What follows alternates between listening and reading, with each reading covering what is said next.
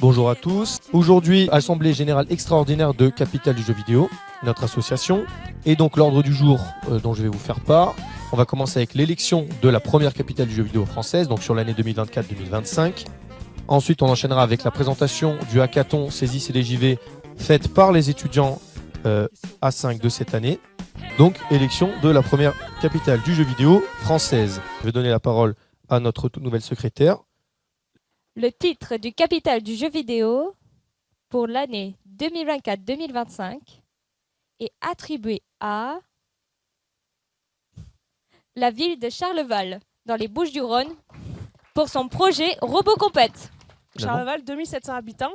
Nous, on est à côté entre Aix et Salon. Donc, petite commune, mais on a plein d'envie. On veut développer plein de projets. Et donc, Béatrice a développé tout un projet sur la robotique.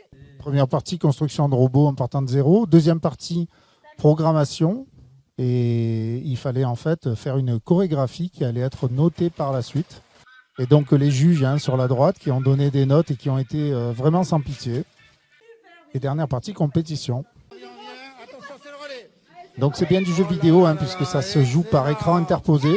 Attention, vous allez être face à face. Est-ce que ça va être un duel fratricide? Oui, c'est tir dessus. Donc l'idée, c'est de garder ce contact avec cette jeunesse, mais au-delà de la jeunesse, c'est voir ce que vous nous avez expliqué il y a peu de temps et qu'on est en train de vivre, y compris dans nos villes des communes, c'est que c'est aussi un développement vers de nouveaux métiers.